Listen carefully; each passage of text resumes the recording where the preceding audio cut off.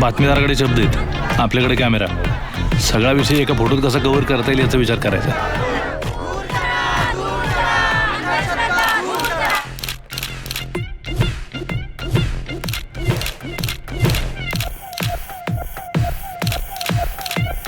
Sir उघडायचा ना.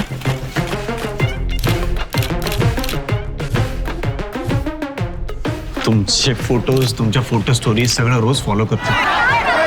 तो माणूस मला मारत होता ना, तेव्हाचे पण काही फोटो मिळाले. फोटो मिळाला नाही,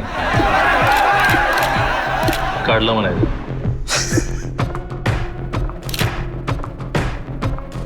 रागिणी. सिद्धार्थ. इंग्लिश कसं आहे तुझं? ओके सर, म्हणजे ठीक आहे. मराठीच आहे, पण एका वाक्यात 4 शब्द इंग्लिश बोलते. You know how it is. आपलं आयुष्य हे आपल्या फील्डचं प्रतिबिंब आहे. कधी कोणाबरोबर कुठली घटना घडेल कशाचा अंदाज बांधता येत नाही. अचानक फोन करून सांगतेस की लंडनला शिफ्ट होतोय म्हणून, मला विचारायला पाहिजे ना. बँगलोर काय लंडन काय, कुठे भेटतोय आपण? तुझ्याशिवाय आम्ही दोघी सुखात आहोत ना, ह्याचं जास्त दुःख आहे तुला. तो जो फोटो आहे त्यात तुमची बायको आणि मुलगी आहेत का? उशीर झालाय, तू जाणार आहेस का? निघतो.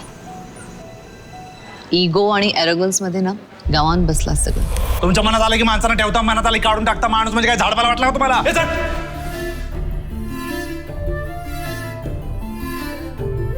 कुठेही गेला ना, पहिल्यांदा फोटो हातात घ्यायचे. समोर ऍक्सिडेंट जरी झाला तरी आधी फोटो काढायचे.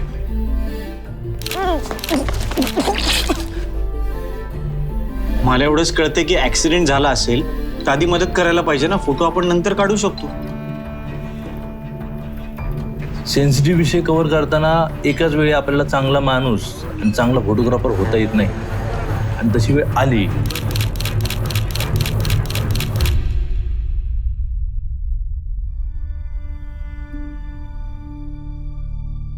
तर चांगला फोटोग्राफर व्हायचं, ते आपलं काम आहे.